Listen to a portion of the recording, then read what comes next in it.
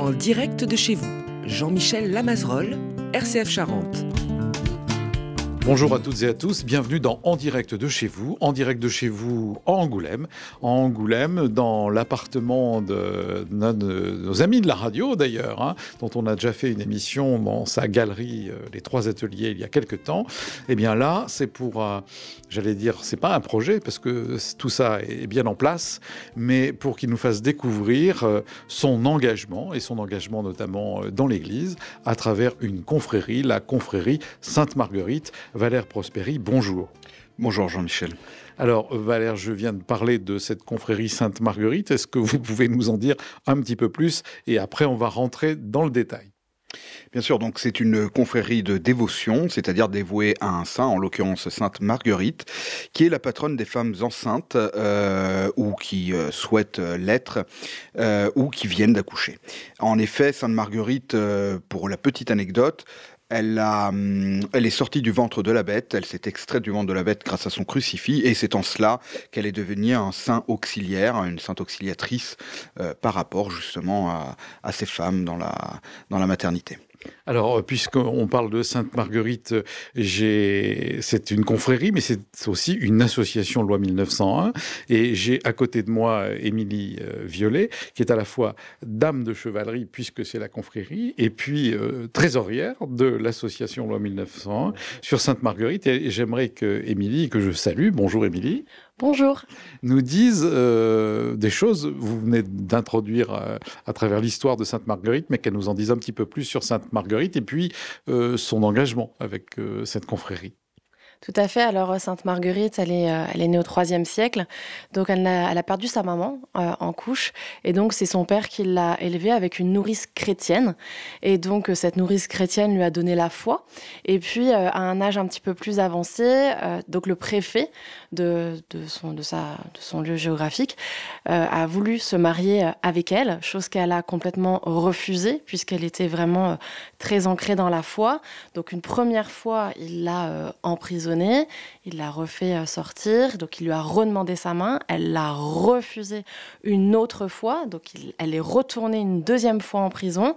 Donc là, comme l'a dit juste à l'instant Valère, effectivement, donc la bête est apparue, l'a engloutie, elle est sortie de son ventre grâce à son crucifix, et donc lui pensait qu'elle allait mourir. Donc pour la troisième fois, il lui pose la question de pouvoir l'épouser, elle refuse, et du coup, elle finit morte sur le bûcher ou décapitée, c'est ça. Donc voilà. Et donc me concernant, donc moi j'étais anciennement infirmière, donc l'aide à l'autre est quelque chose d'extrêmement important pour moi. Et donc on s'est rencontrés avec Valère, donc il m'a exposé la confrérie, son but, son histoire. Et dans un premier temps, je me suis dit je vais d'abord voir de mes propres yeux, un petit peu comme saint Thomas, voir un petit peu de quoi il en retourne. Et puis effectivement, ça répondait à tous les aspects de ma vie, c'est-à-dire l'aide à l'autre, la foi qui est également très présente dans la mienne. Et je me suis dit, allons-y, on va se lancer dans l'aventure. Donc voilà. Bien, alors merci pour cet éclaircissement à la fois historique autour de Sainte-Marguerite et puis sur votre propre engagement. Alors Valère, maintenant, pourquoi une confrérie? Vous voulez vous lancer dans une œuvre caritative. Vous pouvez très bien faire une association et vous n'êtes pas obligé de faire une confrérie. Alors, il se trouve que, historiquement, dans le sud de l'Italie, côté Adriatique, c'est-à-dire le Molise, ma grand-mère paternelle, dans son petit village, le village est tourné, voue un culte à Sainte-Marguerite, et ma grand-mère paternelle, comme l'ensemble de ma famille, participe tous les ans à toutes les activités de la confrérie locale. Moi aussi, comme Émilie, la foi chrétienne en l'occurrence, m'a beaucoup aidé dans la vie, et c'est quelque chose qui est devenu donc fondamental pour moi. Et de fait, je me suis dit, c'est toujours plus agréable de vivre ça ensemble. Je reconnais qu'il y a des paroisses qui des fois sont un peu grandes, comme la paroisse de la cathédrale d'Angoulême, où on se sent peut-être un petit peu perdu. Et donc, je me suis dit tout naturellement que pourquoi pas remonter cette confrérie à Angoulême de manière à avoir ce lien fraternel et à œuvrer avec une base solide, une historicité solide Donc c'est comme ça qu'en 2018, nous avons constitué d'abord l'association, et puis en 2020, nous avons reçu la lettre de notre évêque, une lettre de mission qui nous place donc désormais sous le statut canonique ad experimentum sur 5 ans. D'accord, c'est-à-dire que Monseigneur Gosselin regarde comment cette confrérie avance, et dans le diocèse, et dans ses œuvres, et dans sa spiritualité, pour voir si, au final, après l'expérimentation ad experimentum, on peut vous estampiller complètement. C'est tout à fait ça, exactement. C'est pour ça que nous lui rendons compte, bon alors très souvent, mais en tout cas, dans cette lettre, il nous demande à ce que des comptes rendus lui soient fournis évidemment tous les ans sur l'activité associative et caritative de la confrérie. D'accord, et vous êtes suivi par un prêtre du diocèse qui l'a nommé. C'est ça, Père Jean-François Mondy. D'ailleurs, tous les mois, nous nous retrouvons chez lui pour des réunions où on étudie et la doctrine sociale de l'Église catholique romaine, puisque évidemment notre confrérie a émis ce souhait de se placer sous l'égide de l'Église, et puis sous l'autorité spirituelle de Monseigneur l'évêque. Mais de plus, on va glisser vers un autre aspect de la confrérie. Nous y étudions aussi une spiritualité chevaleresque à travers la notion de service, effectivement, puisque le chevalier était au service sans être asservi. Donc une façon de vivre l'engagement, en fait, quant au service. Alors, justement, vous parlez de chevalerie. La chevalerie, ça nous fait penser à des hommes en armure qui galopent sur de fringants destriers, ou pas d'ailleurs, les fringants destriers, mais on va remonter dans l'histoire, dans les années 1558 à 1562, puisque c'est là que se fonde cette confrérie, cet ordre, comme on pourrait dire, pour que celles et ceux qui nous écoutent puissent comprendre pourquoi c'est une confrérie et où est-ce que ça se fonde. Alors, c'est une confrérie, en effet, dans le sens où un ordre est soit monastique, soit d'État, comme par exemple l'ordre de la Légion d'honneur.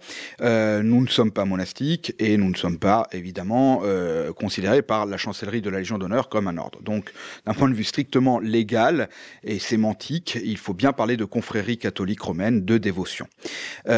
Ensuite, alors, on a des traces historiques en 1562, puisque une cloche a été financée par la confrérie à Angri, une antenne de la confrérie à Angri, un village qui se situe entre l'Adriatique et Naples. On est toujours dans le royaume des deux Siciles, bien sûr.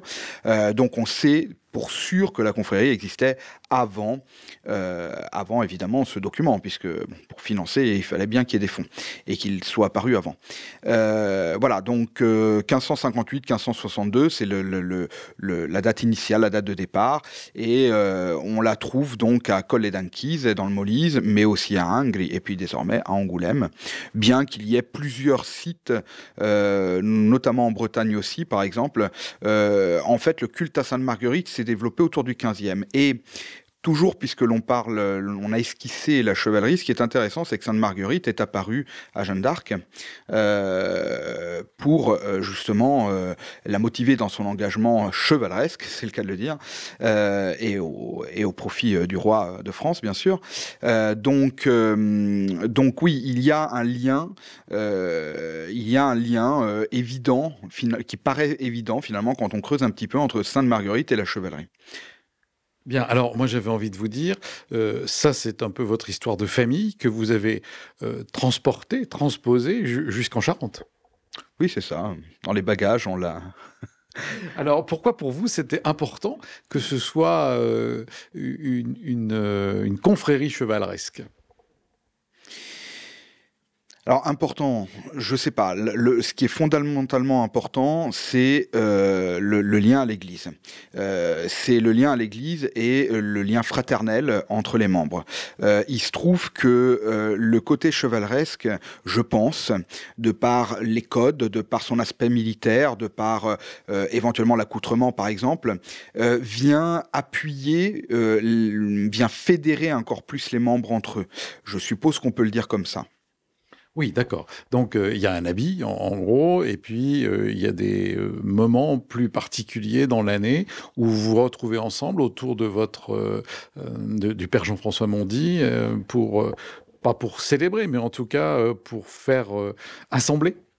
Oui, tout à fait. Alors, donc une fois par mois, comme on disait, pour étudier un petit peu tout ce qui nous préoccupe, mais une fois par an, évidemment, à la Sainte-Marguerite, donc juillet, nous nous retrouvons en chapitre général, et là, des membres viennent d'Italie. Nous sommes donc 22 membres, si l'on considère les membres bénévoles, les membres d'honneur, et ainsi de suite.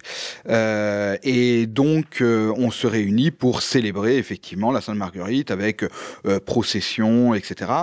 Tout ça en l'église de Saint-Même-les-Carrières, puisque, encore une fois, c'est Père Jean-François Mondy qui nous suit, qui nous accompagne spirituellement, et chez qui on se retrouve à Jarnac, en fait, à la maison paroissiale.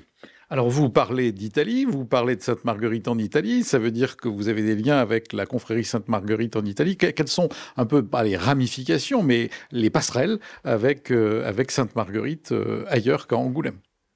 Alors, ces liens sont en train de s'établir, et grâce aux réseaux sociaux, comme quoi il y a du plus. Concernant l'antenne de Angri, évidemment, on a déjà des liens, puisque des membres de la famille sont membres d'honneur. Enfin, c'est un peu pour faciliter la chose, hein, par rapport aux cotisations et à la présence. Sont membres d'honneur de notre confrérie angoumoisine, mais sont aussi, évidemment, membres de la confrérie à Colle-d'Anquise, où il y a une procession, là aussi, tous les ans. Alors, cette procession, elle reconstitue un fait qui a beaucoup marqué le Molise.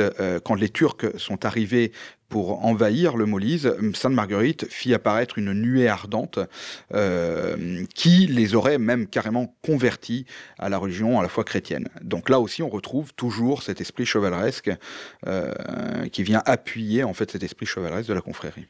Bien, alors on a compris le lien avec l'histoire, le lien avec, diraient certains, la légende, et puis le lien avec Angoulême, et puis la confrérie en Italie. Moi, je voudrais demander à Émilie Violet maintenant, pourquoi vous êtes dame en chevalerie, qu'est-ce que ça veut dire, et puis pourquoi intégrer ce groupe par votre foi catholique romaine, certes, mais vous auriez pu aller dans une association du diocèse différente de la confrérie Sainte-Marguerite. Alors tout d'abord, un chevalier, c'est un homme, donc une femme, normalement, ne porte pas l'épée. C'est pour ça qu'on dit dame en chevalerie. Donc nous, notre rôle, alors peut-être un petit peu plus que les hommes, c'est d'un aspect douceur, d'être là aussi pour aider. Et c'est vrai que par rapport à nos actions, c'était très important. On a pu soutenir la maison de Rosalie, par exemple, avec des dons. On a pu aussi soutenir les petites sœurs de la maternité. Alors il faut que vous nous expliquiez ce que c'est que la maison de Rosalie et puis les petites sœurs de la maternité. Alors, la Maison de Rosalie, c'est une association, une institution qui est Sud-Charente, qui, dans un endroit que nous avons pu visiter justement avec Valère, donc c'est un endroit très apaisant, ils peuvent du coup accueillir des mamans ou futures mamans, là aussi en précarité ou en difficulté, hein. C'est pas nécessairement que financier, et donc elles vont vivre en communauté, chacune va apporter aux autres, et du coup elles avaient besoin bien de matériel, puisque, alors peut-être qu'il y a des futures mamans qui nous écoutent, mais la puériculture coûte extrêmement cher, et puis elles ont besoin effectivement de dons bien, pour vivre, et donc on leur a fait un don financier, mais l'argent ne fait pas tout, et elles ont eu besoin du coup de matériel, donc vêtements, matériel de puériculture, et donc nous avons pu faire une collecte. Donc moi, par exemple, dans ma paroisse, qui est la paroisse Notre-Dame des Sources, donc Ruelle, etc.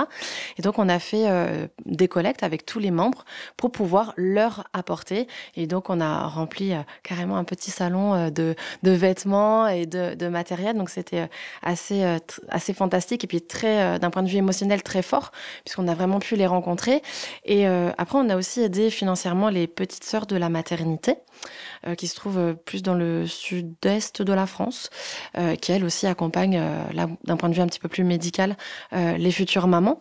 Donc on a pu aider ces deux institutions en lien, du coup, vraiment avec les femmes enceintes. Et donc, pour moi, en tant que femme et maman aussi, j'ai pu savoir voir un petit peu les deux aspects aussi de la maternité qui sont pas toujours évidents. Et c'est vrai que je me suis plus portée vers la confrérie Sainte-Marguerite, parce que ça résonnait plus en moi en tant que femme. en tant que maman. Et c'est vrai que maintenant, j'ai l'habitude, quand je vois quelqu'un en peine, alors c'est plus en mon nom maintenant que je vais faire des dons en disant, ben voilà, moi, Émilie, je donne à quelqu'un, mais vraiment au nom de toute notre confrérie, puisque comme le disait juste avant Valère, on a vraiment cet esprit fraternel, et du coup, nous, ça nous met vraiment d'un point de vue un peu moins grand, en fait, et de se remettre en question, surtout dans notre vie actuelle, de ne pas faire les choses pour nous, pour s'élever d'un point de vue égocentrique, mais vraiment avec amour pour l'autre, en fait. Donc ça regroupe vraiment l'amour de Dieu et l'aspect infirmière que j'avais avant. Humilité, partage et fraternité. Exactement, c'est complètement ça. Bien, et depuis que vous êtes à la confrérie Sainte-Marguerite, pour vous, ça prend encore plus de sens, tout ça, et vous voyez les fruits dans votre propre vie personnelle de cet engagement. Vous êtes à la confrérie depuis combien de temps ? Alors, je suis dans la confrérie depuis, ça va faire 2 ans, là, dans 2 mois. Alors, je vous rassure, je le faisais déjà avant. J'ai pas attendu la confrérie pour donner à l'autre. Mais c'est vrai que ça prend une place beaucoup plus importante. J'avais déjà fait des pèlerinages à Lourdes étant plus jeune pour les malades. Mais c'est vrai qu'aujourd'hui, eh bien, cet aspect fraternel, quand on rencontre des difficultés, on en parle avec nos frères et nos sœurs.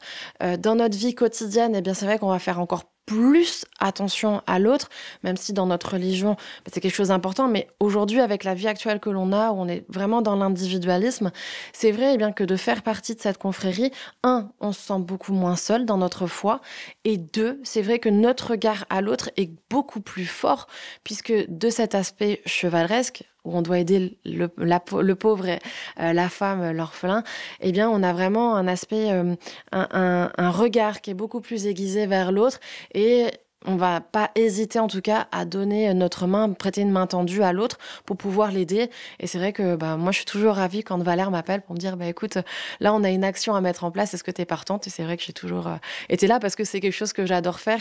Et puis aider les autres, c'est quelque chose qui m'anime, donc voilà. Oui, on le sent bien, on le sent bien. Et puis, ça prouve, encore une fois, que l'Église est multiple, puisque vous auriez pu être dans un mouvement d'Action catholique ou dans une autre association, mais vous avez choisi un autre mouvement qui vous correspond et qui vous parle, puisqu'il y a cet engagement. Et alors, le côté dame en chevalerie, qu'est-ce que ça vous apporte personnellement ? À part le côté fraternel. Bien sûr. Alors, le côté dame en chevalerie, alors, il n'y a pas de folklore autour de ça, bien évidemment. Personnellement, ça va me donner une force dans ma vie de tous les jours. C'est-à-dire que c'est pas l'aspect « moi, je suis dame en chevalerie, donc tout le monde se pousse ». Pas du tout. C'est plus une force pour accomplir des missions. Voilà. C'est plus une force pour dire oui, je suis catholique, je suis chrétienne. C'est plus dans cet aspect-là. Et c'est vrai que des fois, avec nos frères qui vont être, et ça c'est peut-être un petit peu masculin sans faire de sexisme ou cocasse, peut-être un peu plus, pas dur, mais voilà, ce côté un peu masculin. Nous, avec notamment sœur Elisabeth, on va vraiment amener cet aspect de douceur, peut-être plus tempéré aussi des fois dans la réflexion. Et voilà un petit peu pour mon quotidien en tout cas. Merci beaucoup, Émilie. Valère, vous, ce choix de la chevalerie et puis de la création de cette confrérie, pour votre engagement dans l'Église, ça a été logique pour vous finalement? Oui, je crois que il y a, alors effectivement, comme le disait notre sœur Émilie, il faut éviter le folklorisme qui peut en plus amener à certains extrémismes, y compris politico-sociaux. Donc nous n'en sommes pas là, et bien heureusement. Dieu nous en garde. En revanche, on peut être passionné d'histoire aussi. Et effectivement, la chevalerie donne une force, mais elle n'est pas conférée à n'importe qui. Il est bien entendu que quand on voit l'engagement de notre sœur, et notre le président, Madame Faure, le sénéchal, est en Guyane, donc elle n'a pas pu être avec nous puisqu'il y a un décalage horaire, bien sûr. Sinon, il serait 6h du matin, 7h du matin, je crois, chez elle.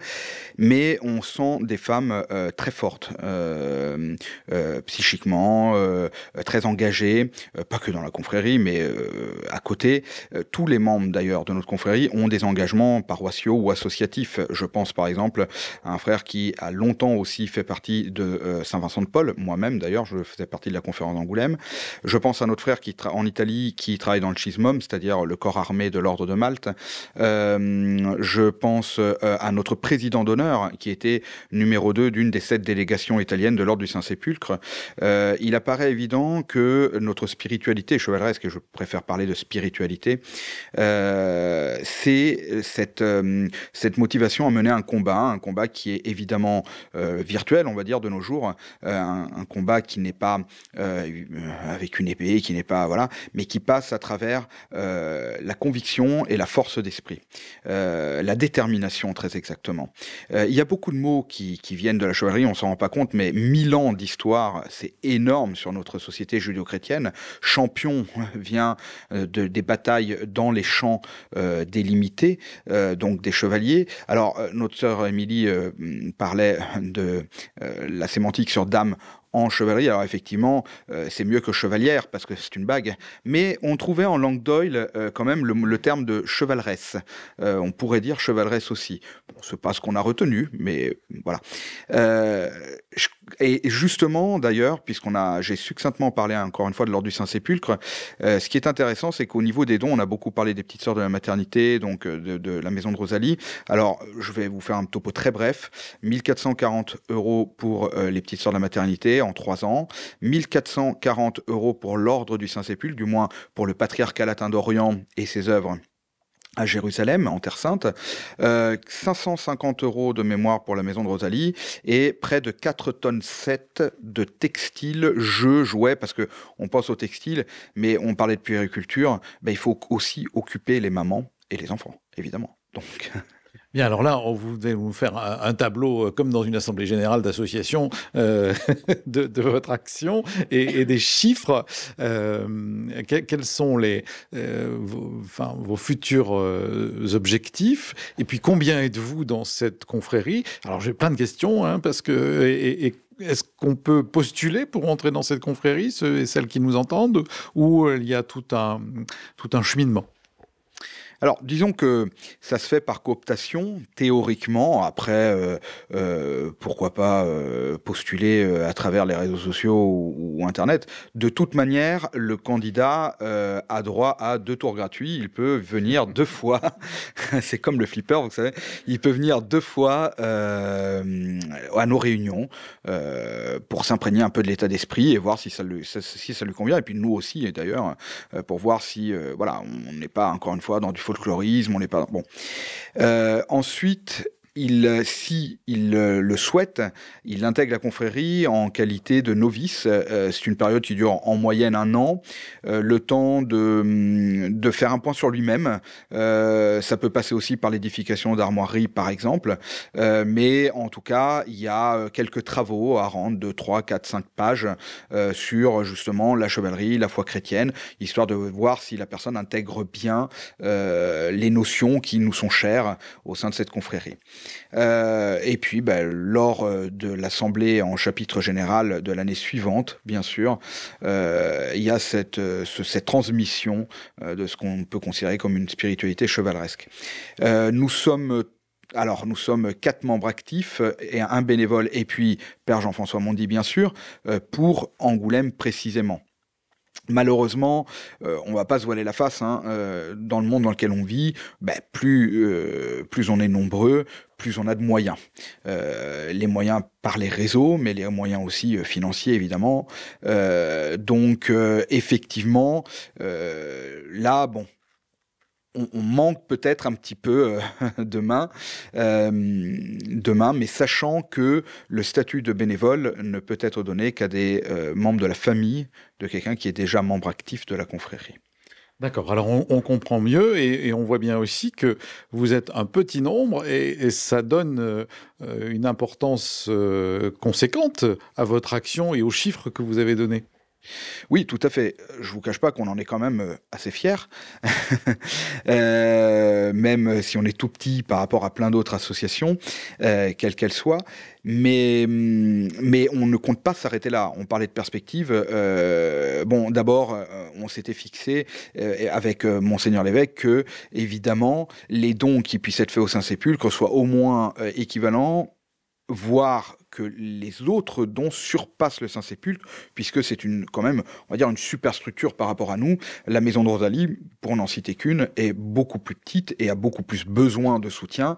Donc aujourd'hui, notre objectif, c'est d'arriver à 1 440 € pour la maison de Rosalie aussi.